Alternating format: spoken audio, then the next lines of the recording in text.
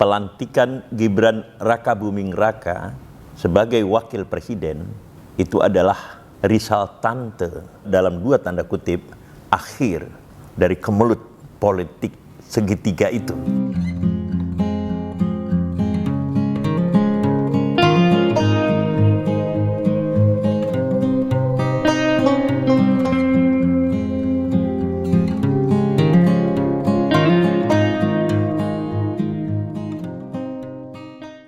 Pecinta Indonesia, bangsa dan demokrasi.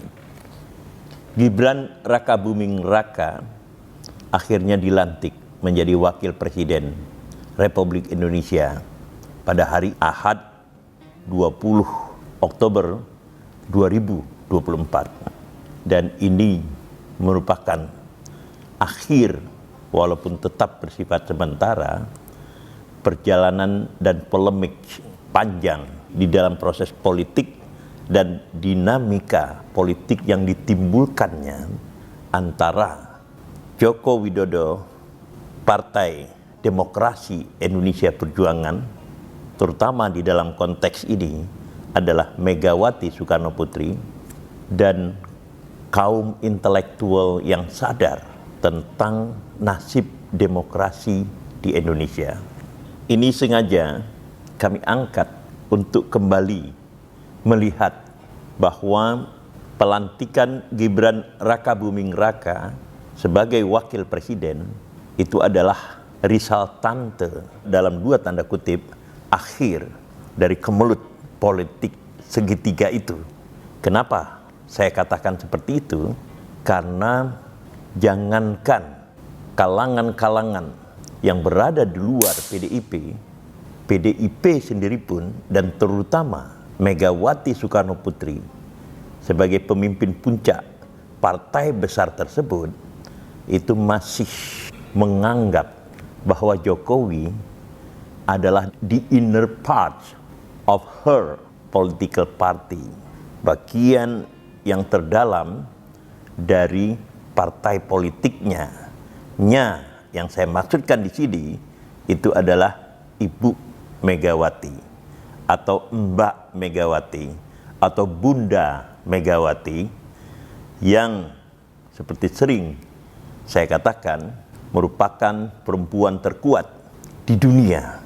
Nah, asumsi bahwa Jokowi atau Joko Widodo masih merupakan the inner part of PDIP ini kuat sekali tertanam di dalam struktur pengalaman, dan karena itu ingatan Megawati dan seluruh selagurde PDIP. Untuk beberapa hal ini bisa kita buktikan ketika secara mendadak Ketua Umum PDIP Megawati Soekarnoputri hendak mengumumkan Ganjar Pranowo sebagai calon presiden untuk partainya. Presiden Jokowi kala itu telah berada di Solo atau Surakarta untuk merayakan hari raya, karena pengumuman itu tepat 1 hari sebelum hari raya Idul Fitri 2023. Dan terlihat sekali bahwa Jokowi sebagai presiden itu tidak terlalu siap untuk menghadiri acara pengumuman Ganjar Pranowo sebagai calon presiden dari PDIP untuk kontestasi presiden 2024. Akan tetapi, kendatipun presiden dan kendatipun secara teknikal Jokowi sudah berada di Solo, dia tetap kembali ke Jakarta khusus untuk menghadiri pengumuman resmi yang disampaikan oleh Ketua Umum PDIP tentang pencalonan Ganjar Pranowo sebagai calon presiden dari PDIP. Di dalam konteks ini, semakin kuat perasaan dan anggapan bahwa Jokowi, walaupun seorang presiden, itu adalah the inner part, bagian terdalam dari Partai Demokrasi Indonesia Perjuangan, dan memperlihatkan dirinya sebagai apa yang sering kemudian disebut petugas partai.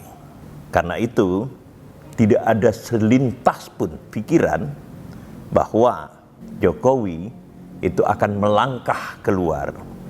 Kendati pun seperti telah saya buat analisa sebelumnya di Harian Kompas maupun di konten ini sebelumnya, Jokowi jauh lebih leluasa membuat manuver-manuver politik beyond the reach of Megawati, di luar jangkauan Megawati Soekarno Putri, karena Jokowi adalah Presiden Republik Indonesia. Karena itu dia mampu menghimpun kekuatan-kekuatan pendukungnya di luar PDIP. Toh kendati pun sudah berada di Solo, Jokowi datang memenuhi undangan dari Megawati Soekarno Putri. Ini adalah salah satu indikator seperti telah saya katakan bahwa di dalam gambaran Megawati maupun Slagorde PDIP secara keseluruhan memandang Jokowi tidak mungkin melangkah keluar dari partai yang telah membesarkannya. Yang kedua adalah ketika di dalam sebuah acara yang dilaksanakan oleh PDIP yang berlangsung di Kemayoran, yaitu di wilayah Jakarta Fair sekarang ini, Presiden Jokowi hadir di sana. Dia duduk di samping Megawati, dan di samping Presiden Jokowi duduklah calon presiden dari PDIP, Ganjar Pranowo. Lalu Presiden Jokowi diminta untuk memberikan sambutan, dan di dalam sambutan itu Presiden Jokowi mengatakan bahwa tadi saya sudah berbisik kepada Ganjar Pranowo. Tentu dia mengatakan Mas Ganjar Pranowo, bahwa sehari setelah dilantik sebagai presiden terus bergerak mengembangkan swasembada pangan. Dan memang acara yang dibuat oleh PDIP pada waktu itu temanya adalah swasembada pangan. Dengan ini terlihat sekali secara eksplisit Joko Widodo sebagai kader PDIP dan sebagai, sekali lagi, petugas partai PDIP memberikan dukungan terbuka kepada Ganjar Pranowo. Jadi dua political event ini, dua peristiwa politik ini semakin menguatkan kepercayaan Megawati dan seluruh Slagorde PDIP bahwa Jokowi tidak mungkin melangkah keluar dari pelukan PDI Perjuangan. Apalagi misalnya 2 tahun sebelumnya atau 1 tahun sebelumnya pada 2022 di dalam sebuah pertemuan di Borobudur, Jawa Tengah, Jokowi berpidato dan mengatakan, ojo kesusu, jangan terburu-buru untuk menyatakan siapa calon presiden dari pihak kita. Kendati pun, ini yang paling menarik, orangnya ada di sini. Maksudnya di sini adalah di dalam acara tersebut. Dan memang sebagai Gubernur Jawa Tengah, Ganjar Pranowo itu turut menghadiri acara yang dibuat oleh Projo, jadi kelompok pro Jokowi, di dalam menyaring calon-calon pemimpin pada 2022 itu, di mana Presiden hadir.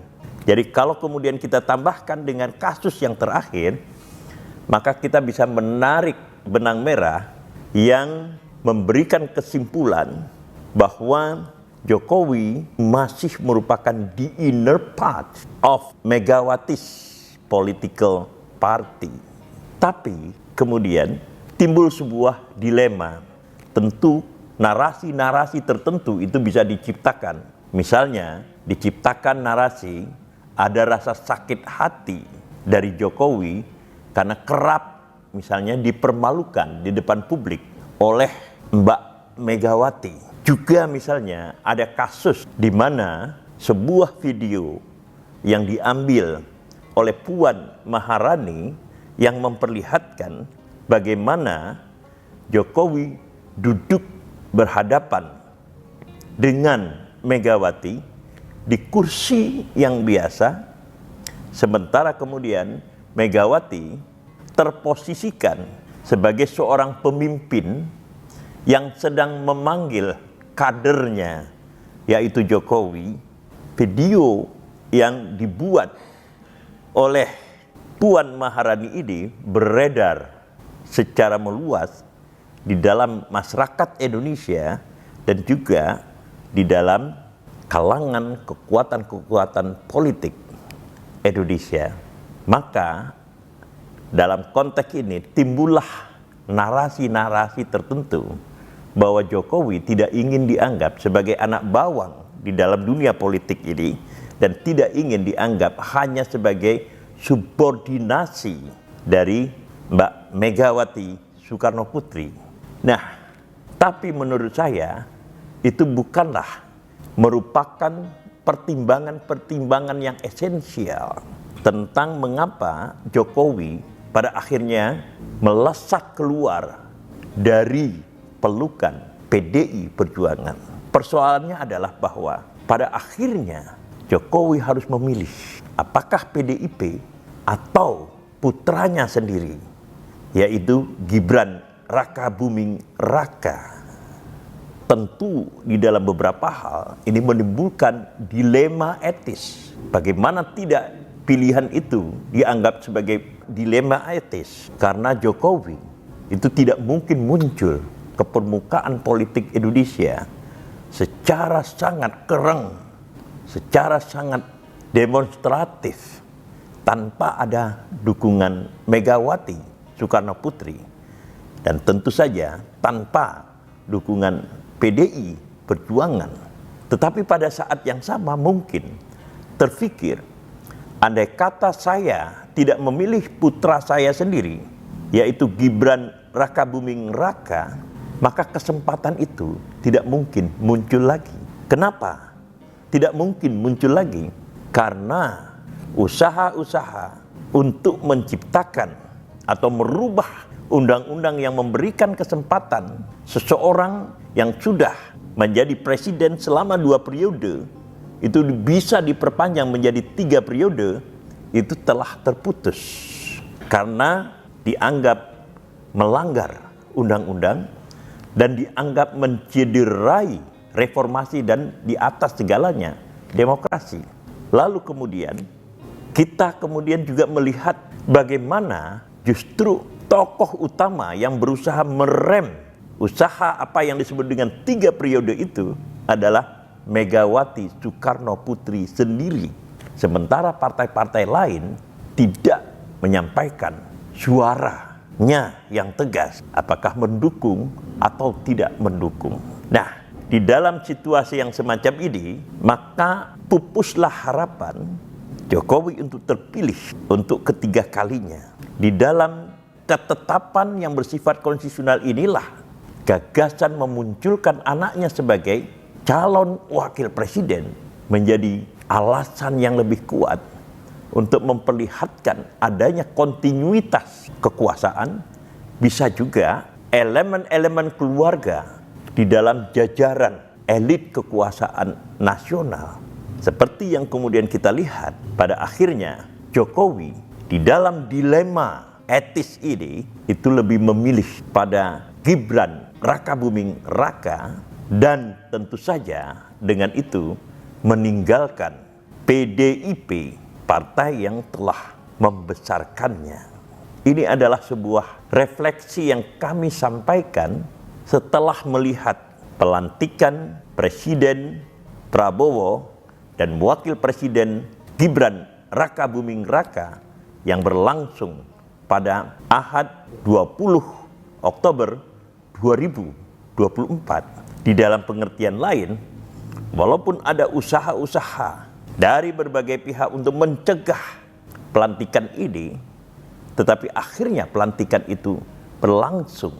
Maka pada titik pelantikan itu kita melihat pilihan Jokowi kepada putranya dan tidak kepada partainya, itu telah menjadi sebuah realitas politik yang masih kita tidak ketahui adalah apakah implikasi jangka panjangnya baik di dalam sistem politik Indonesia maupun di dalam susunan kekuatan-kekuatan politik Indonesia dan pada keluarga mantan Presiden Jokowi itu sendiri. Kita kemudian akan melihat dengan penuh tanda tanya perkembangan-perkembangan politik berikutnya, terutama andai kata terjadi pertemuan antara Megawati Soekarno Putri dengan Presiden Prabowo Subianto yang beritanya begitu kencang kita terima dari berbagai media tentang pertemuan ini. Tapi untuk sementara kita kemudian melihat hasil akhir tetap dalam dua tanda kutip bersifat sementara tentang Jokowi lebih memilih putranya Gibran Rakabuming Raka daripada partai yang telah membesarkannya.